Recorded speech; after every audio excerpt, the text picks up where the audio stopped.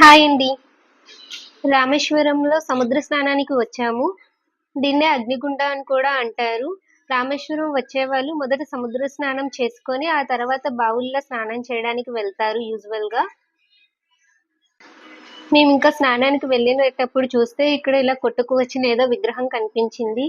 Maintenance అయితే అస్సలు బాలేదండి రామేశ్వరంలో.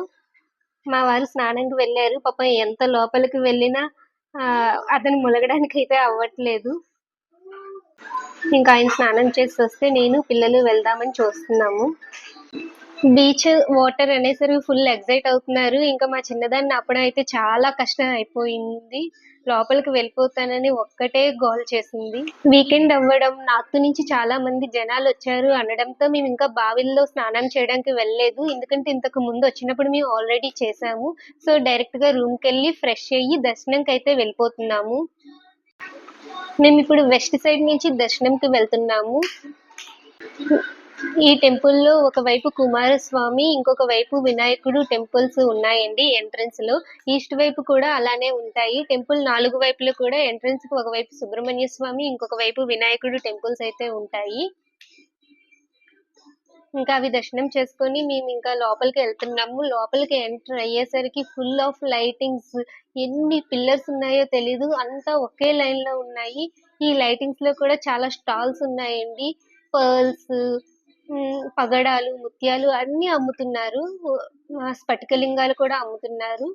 కొనేటప్పుడు కొంచెం జాగ్రత్తగా చూసుకొని కొనుక్కోవాలి. ఇంకా ఆ షాపులన్నీ క్రాస్ అయ్యి ఇంకా మేము అలా ముందుకు వెళ్ళాము. అక్కడ నేను జంక్షన్ లో నిల్చొని ఎటువైపు వీడియో తీసినా మీరు చూడండి, అన్ని వైపులు ఒకేలా కనిపిస్తుంది. ఆ పిల్లర్స్ అవి ఆర్కిటెక్చర్ చూడడానికైనా సరే ఒకసారి రామేశ్వరం వెళ్ళాలి అనిపిస్తుందండి. అంత బాగుంటది ఆర్కిటెక్చర్ అయితే. ఇంకా అలా ముందుకు వెళ్తూ ఉంటే చాలా జనాలు ఉన్నారు. ఏంటా అని చూస్తే అక్కడ సీతారాములు లింగాన్ని ప్రతిష్ఠ చేసినట్టు విగ్రహాలు ఉన్నాయండి. అది దర్శనం చేసుకొని ఇంకా నేను ఈస్ట్ వైపు వెళ్తూ ఉన్నాను. ఆ వేలో ఇంకా మొత్తం రామాయణంలోని ఘట్టాలు, ఫోటోలు ఉన్నాయండి. అంతేకాదు ఆ పైన పెయింటింగ్, ఆర్కిటెక్చర్ ఇవి చాలా బాగున్నాయండి. ఇంకా అలా ముందుకు వెళ్తూ ఉంటే ఇంతకు ముందు చెప్పాను కదండి బావుల్లో స్నానాలని. ఇక్కడ 21 బావులు ఉంటాయి. ఆ 21 బావుల్లో స్నానం చేసిన తర్వాత యూజువల్ గా దర్శనానికి వెళ్తారు. రామేశ్వరంలో ఎక్కడ బావి తవ్వినా ఉప్పు నీళ్లు ఉంటాయంటండి. కానీ ఇక్కడ బావుల్లో మాత్రం నీళ్లు చాలా తియ్యగా ఉంటాయి. అవును, మేము తాగాము. స్వీట్ గా అంటే స్వీట్ అని కాదు, కానీ ఉప్పగా అయితే లేవు. చాలా బాగున్నాయి. ఇక్కడ పర్ హెడ్ 25 రూపీస్ అండి. అలా కాదు అనుకుంటే అక్కడ పండితులు ఉంటారు. వాళ్ళతో మనం మాట్లాడుకుంటే వాళ్ళు డైరెక్ట్ గా తీసుకువెళ్ళిపోయి మనకి బావిలో స్నానాలు చేయిస్తారు. ఈ పక్కనున్న మండపాలలో పితృదేవతలకి పిండ ప్రదానం కూడా చేస్తారండి. అలా ముందుకు వెళ్తే అక్కడ సుందరేశ్వర టెంపుల్ ఉంది. అక్కడ కూడా దర్శనం చేసుకొని మేము ఇంకా ఈస్ట్ వైపు దర్శనంకి అయితే వచ్చేసాము. మనకి ఇక్కడ స్క్రీన్ మీద కనిపిస్తుందండి దేనికి ఎలా చార్జ్ చేస్తారు అనేది. ముందు చెప్పాను కదండి, ఇప్పుడు ఈస్ట్ వైపు వచ్చాయి. ఇదే మెయిన్ ఎంట్రన్స్. ఇక్కడ కూడా మనకి ఒకవైపు వినాయకుడు, ఒకవైపు సుబ్రహ్మణ్య స్వామి కనిపిస్తారు. టెంపుల్లో ఫోన్ అలౌ ఉంది కానీ వీడియోస్ తీయనివ్వరండి. అందుకే నేను అక్కడితో వీడియో ఆపేశాను. దర్శనం అయిన తర్వాత పక్కనే అమ్మవారి టెంపుల్ ఉంటుంది. అక్కడ కూడా దర్శనం చేసుకున్నాం. బయటకు వచ్చిన తర్వాత ఇలా ఒక దగ్గర టెంపుల్ నమూనా మొత్తం ఒక గ్లాస్ లో ఉందండి. పైనుంచి టెంపుల్ చూస్తే ఇలా కనిపిస్తుంది. నేను పిల్లల కోసం 2 ముత్యాల దండలు తీసుకున్నానండి. తర్వాత ఒక ఆటో మాట్లాడుకొని రామేశ్వరంలో మిగిలిన ప్రదేశాలు చూడడానికి అయితే వెళ్తున్నాము. ఆటోకి 1200 ఛార్జ్ చేశారండి. రామేశ్వరం నుంచి ధనుష్కోటికి వెళ్లే దారిలో రామపాదాలు అని ఒక టెంపుల్ ఉంటుందండి. ఇంకా ఆటో దిగి దర్శనంకి వెళ్ళాము. వ్యూ అయితే చాలా బాగుంది. గుడి దగ్గర నుంచి వ్యూ ఇంకా బాగా కనిపిస్తుందండి. శ్రీరాముని పాదాలు ఈ ప్లేస్. రాముడు ఇక్కడి నుంచే రామసేతు నిర్మాణాన్ని పర్యవేక్షించారంట. మనకి ఇక్కడ నుంచి సముద్రం కనిపిస్తుంది. ఒకప్పుడు ఇక్కడ నుంచి రామసేతు కూడా కనిపించేదంట. ఇప్పుడు సముద్రంలో కలిసిపోయింది, కనిపించట్లేదు. రామపాదాలను దర్శనం చేసుకొని ఇప్పుడు నెక్స్ట్ టెంపుల్ కి వెళ్తున్నాం. ఇది సాక్షి హనుమంతుడు, ఆంజనేయ స్వామి సాక్షి, అక్కడ రాముడు వారు ఉన్నారు అనడానికి. ఇక్కడ కనిపిస్తున్న టెంపుల్ రామాలయమేనండి, కానీ విభీషణుడికి పట్టాభిషేకం ఇక్కడే చేశారంట. ఆ లోపల టెంపుల్ లోపల మనకి ఆ ఘట్టాలన్నీ ఫోటోల కింద ఉన్నాయండి. అక్కడి నుండి సముద్రం వ్యూ అయితే చాలా బాగా కనిపిస్తుంది. ఇక్కడ కూడా టెంపుల్‌లో దర్శనం చేసుకొని మేము ఇంకా ధనుష్కోటి వైపు అయితే వెళ్తున్నాము. వ్యూ చూడండి ఎంత బాగుందంటే చాలా బాగుంది. ఇక్కడ వీడియోలో కనిపిస్తున్నది హిందూ మహాసముద్రం అండి. ఈ రోడ్డే 2 సముద్రాలని విడదీస్తుందండి. ఇక్కడ వీడియోలో కనిపించేది హిందూ మహాసముద్రం. ఇప్పుడు ఇటువైపు కనిపించేది బంగాళాఖాతం. రోడ్డుకి ఒకవైపు బంగాళాఖాతం, ఒకవైపు హిందూ మహాసముద్రం. బాగుంది కదా, చాలా బాగుందండి. ఇంకా వెళ్ళే దారి మొత్తం ఇలానే ఉంటుంది. రెండు వైపులు సముద్రం కనిపిస్తుంది. ఒకవైపు బంగాళాఖాతం, ఇంకోవైపు హిందూ మహాసముద్రం.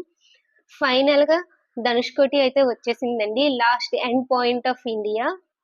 ఇక్కడ నుండి శ్రీలంక 25 కిలోమీటర్ల దూరం ఉంది. నాకైతే వోడాఫోన్ శ్రీలంక సిగ్నల్ కూడా వచ్చింది. గట్టిగా ఈత కొడితే శ్రీలంక 25 కిలోమీటర్లు వెళ్ళిపోవచ్చు అని ఎవరో చెప్పారు. ఇంకోండి అక్కడ నుండి అందరూ రామ్ సేతుకి ఫోటోలు తీస్తున్నారు. అంత క్లియర్ గా అయితే ఏమీ కనిపించదు. అలా జూమ్ చేస్తాను చూడండి, అక్కడ దూరంగా ఉంటది. మనం ఇంకా క్లియర్ గా చూడాలి అనుకుంటే అక్కడ టెలిస్కోప్ ఉంటుందండి. ఆ టెలిస్కోప్ కి 20 రూపాయలు ఛార్జ్ చేస్తారు. ఛార్జ్ చేస్తే కొంచెం క్లియర్ గా కనిపిస్తుంది. రామ్ సేతు అనేది క్లియర్ గా అంటే అంతేం కనిపించదు. ఇంకా తిరిగి మేము ధనుష్కోటి మెయిన్ ఒకప్పుడు ఉండే విలేజ్ కి అయితే వస్తున్నాము. 1967లో తుఫాన్ వచ్చి ఇక్కడ ఉండే ఊరు మొత్తం సముద్రంలో కలిసిపోయిందండి. ఇది అప్పటి చర్చ్. అప్పటి నుండి ఇక్కడ ఎవరు లేరు. ఇప్పుడు కొంచెం జాలర్లు కనిపిస్తున్నారు, కానీ ఇక్కడ కనిపిస్తున్నది ఒకప్పటి రైల్వే స్టేషన్ అండి. అప్పుడు ట్రైన్ ఇక్కడ వరకు వచ్చేదంట.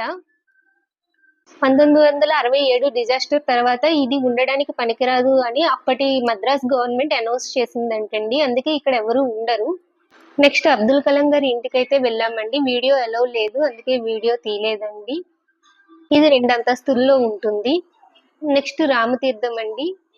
ఇక్కడ ఒకవైపు రామాలయం ఉంటుంది, ఇంకొక వైపు రామతీర్థం కోనేరు ఉంటుంది. కృష్ణుడి గుడి కూడా ఉందండి, కానీ మరమ్మతులు అవడం వల్ల ఆ గుడి ప్రెసెంట్ అయితే క్లోజ్ చేసింది. ఇదే ఆ కోనేరు. ఇక్కడ కూడా దర్శనం చేసుకొని నెక్స్ట్ లక్ష్మణ తీర్థంకి అయితే మేము వెళ్ళాము.